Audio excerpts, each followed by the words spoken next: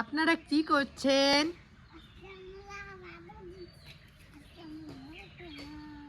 কি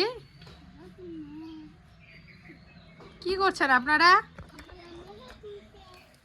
ও দেখবে, ও দেখবে। কই বাবা, কই বাবা? ও দেখতে পারো না, দাঁড়া।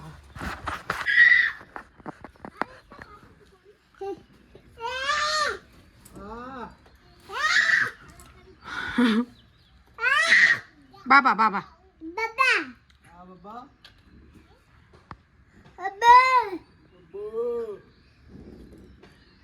বাবা বাবা বাবা মিথিলের বাবা কই বাবা? ডাকো ডাকো ডাকো। মা, বাবা, দাদা, দাদা।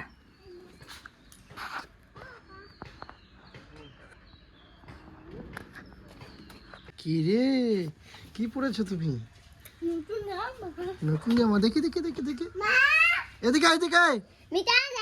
পড়ে যাবা কিন্তু। মোটু আসো এদিকে, মোটু আসো এদিকে, আসো এদিকে, আসো আসো। মোটু আসছে কিন্তু, আসো। ওরে বাবা, ক্যারাটে ক্যারাটে শেখাচ্ছে রে। বাহ,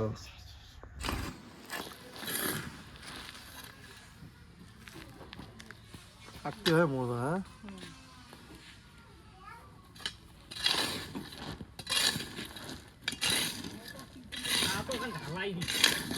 মাটি গেলে তো মাটি উপড়ে গেলিছে।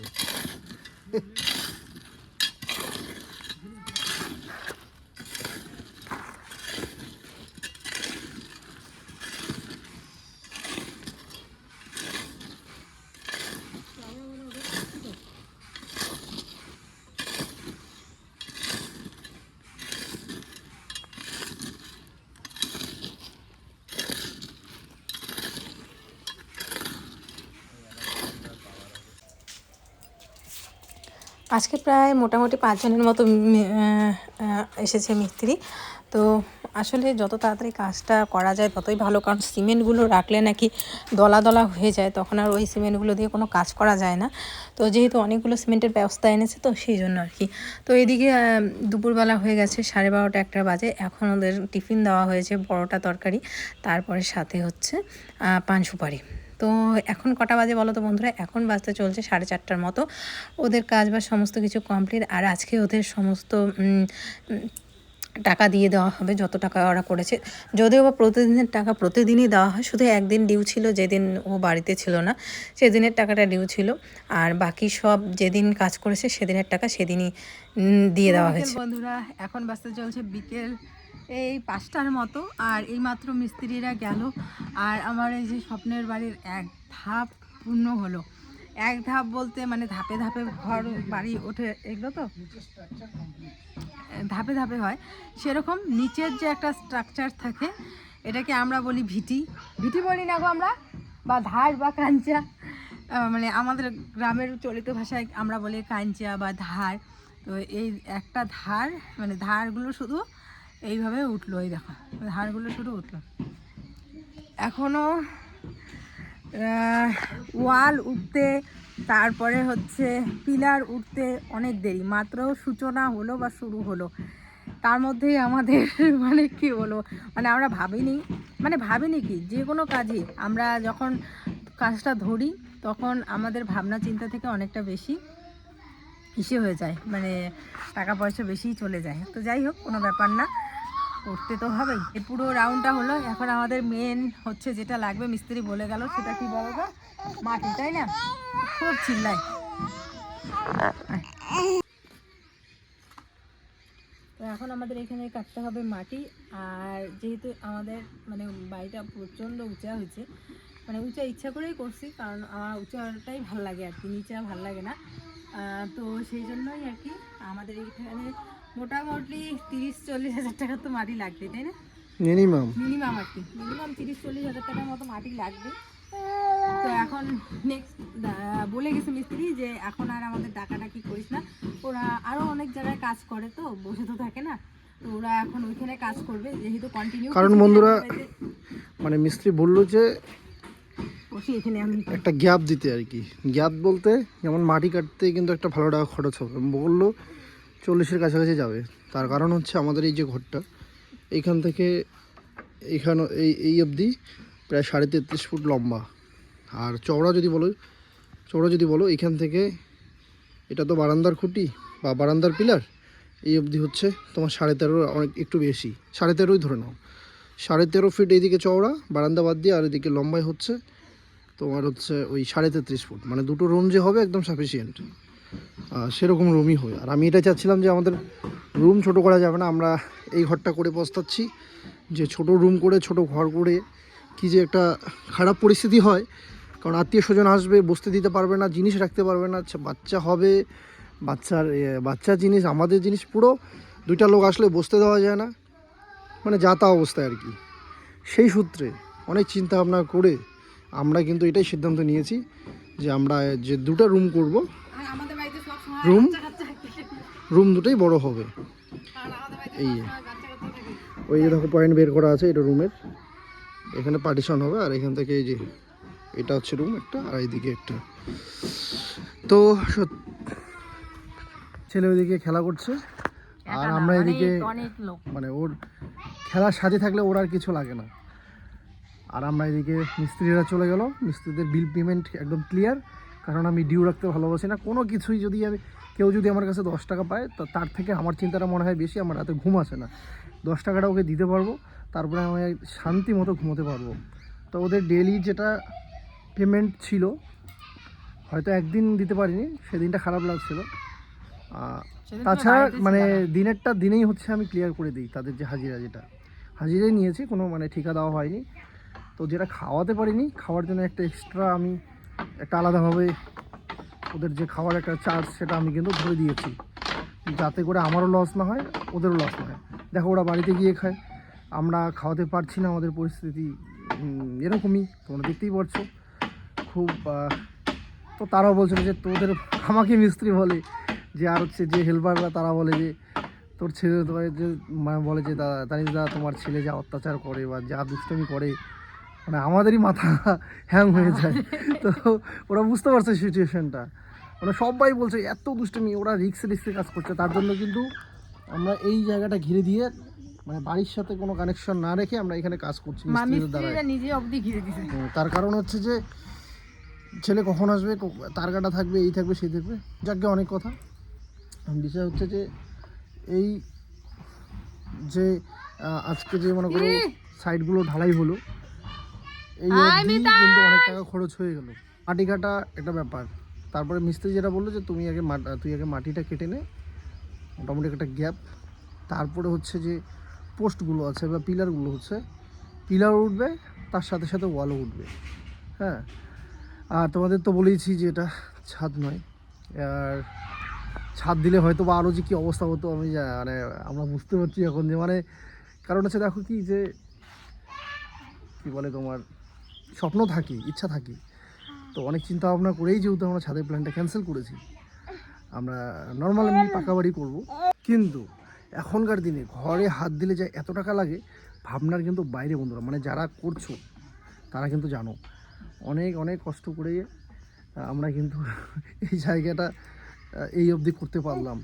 তার কারণ হচ্ছে যে প্রচুর টাকা, মানে আমাদের হাত প্রায় খালি হয়ে গেছে এইটুকু করতে। তো জানি না মাটি কাটতে যেহেতু 40 লাগবে, তারপরে যে ওই দিকে যখন আবার এই যে পিলার ওঠানো শুরু হবে, তার সাথে সাথে ওয়ালও ইট দিয়ে গাঁথা শুরু হবে, ওয়ালও ওঠানো শুরু হবে। সেক্ষেত্রে কিন্তু আরও একটা হিউজ টাকার পরিমাণের প্রয়োজন। জানি না কী হবে, কতদিনে করতে পারবো, তবে করবো এবং আস্তে আস্তে করবো। আমরা ভাবতে পারি না যে এত বড় একটা পাকা বাড়ি হবে, সত্যি কথা বলতে, মানে অনেক বড়। কিন্তু আমাদের এদিকে যারাই দেখছে বলছে যে না ভালো হবে ঘরটা, রাস্তা থেকে ভালো লাগবে, মানে হাইট লম্বা সবই ঠিক আছে। তো এটাও যেহেতু ভাবতে পারিনি, এখন মনে হচ্ছে যে না করে, মানে যেভাবে হোক এই দিক সেদিক ম্যানেজ করে হলো করলাম, তো বাকিটাও ম্যানেজ করতে পারবো, এই হচ্ছে বিষয়। ম্যানেজ করি কথাটা হলে কি বলে মনে হয় বলো তো, ধার করে করছি। অবশ্যই, মানে ধার না, কিন্তু একটা কিছু ক্ষতি করে হোক বা যেটা যেটা করে হোক, কারণ দেখো আজকে আমি মিস্ত্রি বিল মানে বলতে চাই না, মিস্ত্রি বিল আমি টোটাল যদি ধরি তো প্রায় মিস্ত্রি বিলে আমার এখন অবধি প্রায় ওইদিকে ওই ঘর ভাঙা সহ, হ্যাঁ, প্রায় হচ্ছে আমার 25-এর মতো চলে গেলো, 25,000 মিস্ত্রি খরচ চলে গেল। তারপরে তো সিমেন্ট, রড, আর হচ্ছে তোমার বালি পাথর, এগুলোতে তো অনেক টাকা চলে গেছে। মানে হিসাব ধরলে কি বলবো, আমার প্রায় লাখখানিক পার হয়ে গেল আর কি এই অবধি। তো চিন্তা না, মানে জাস্ট বলছি তোমাদেরকে, শেয়ার করছি।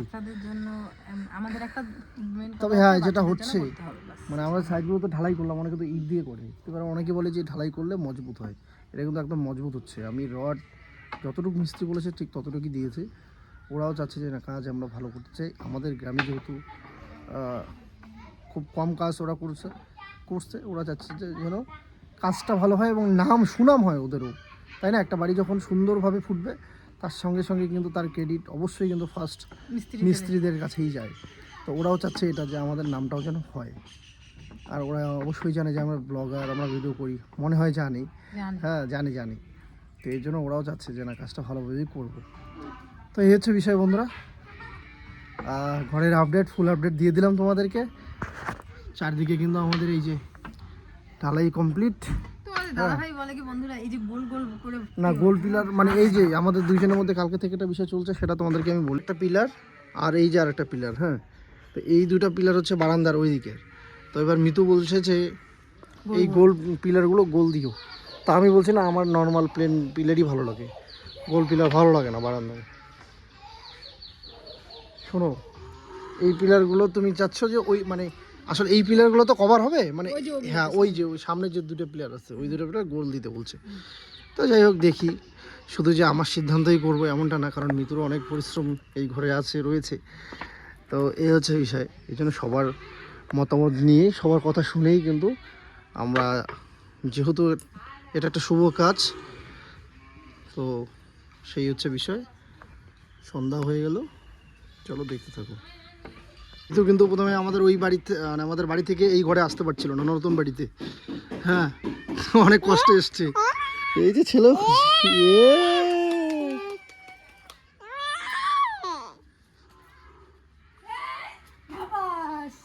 অনেকটাই কিন্তু হাইট। এবার আমি ওকে নিয়ে কিভাবে যাই ওইদিকে, ধরো ভাই, চলে যাবে ঝুমুর বসে, বসো, যাও। ওই যে খেলছে, কি সুন্দর বানাইছে রে, দেখি। বাহ, কি পূজা, বাহ, চলে গেল না ঝুমুর বেশি, চলে গেল। দেখাও বাবা, উম্মা দাও তো উম্মা। আমাদের কিন্তু গেট এইটা এখন বন্ধুরা, কারণ ওইদিকে রাস্তা বন্ধ, তোমরা জানো। এইদিকে আসতে প্রথম কদিন তো খুবই খারাপ লেগেছিল, মানে হয় না যে নতুন রাস্তা বাড়ির, আরে কি দেবে, উম্মা দিচ্ছে, তো দেখো নিজেকেই উম্মা দিচ্ছে। তো এখন ছেলেকে নিয়ে একটু ঘোরাঘুরি করছি, কারণ সারাটা দিন মৃত্যুর উপর ধকল যায়। হ্যাঁ, দুই বাচ্চার যে একটা ইসে আর কি, ধকল। বন্ধুরা, আমাদের সাথে সাথে পাশে আরেকটা বাড়িও নতুন হচ্ছে। ওদের বাড়ি একদমই নতুন, মানে ওদের এখানে জমি কিনে তারপরে ওরা বাড়ি করেছে। তো আজকে ওদের লাগানো হচ্ছে দরজা, আর এদিকে ওদের রান্নাঘর হবে, গরুর ঘর হবে, আর তো ভালোই লাগছে। তারপরে বিয়ে হবে, নতুন একটা বউ আসবে এই পাড়াতে। আর এখানে বাড়িটা আগে এই জায়গাটা কী ছিল বলো তো, জঙ্গল ছিল। আর এদিকে দেখো যে ডিজাইনটা আর কি দরজার বেশ ভালোই লাগছে, কিন্তু আমার না এই যে কাঠের কালারের যে এই যে দরজাটা, এটা প্রায় সবাই লাগায়, তাই না বলো, একটা কমন হয়ে গেছে। বা চকলেট কালারের বা ডার্ক একটা যে কালার থাকে, ওই কালারগুলো না সবাই লাগায়। তো আমি একটু অন্য কালার লাগাবো, ডিফারেন্ট কালার লাগাবো, জানি না কীরকম লাগবে দেখতে, কিন্তু ইচ্ছা আছে। পরে তোমাদের সাথে শেয়ার করব, কারণ আমার এখনও মঞ্জিল অনেক দূরে, বহুত দিন লাগবে আমার। এদিকে দেখো মিতাংশ আর পাড়ার দুটো বাচ্চা সুন্দর আর কি ওর সাথে ঘুরছে, খেলছে। মিতাংশের সাথে কাউকে লাগে না, নালে কিন্তু আসবে না।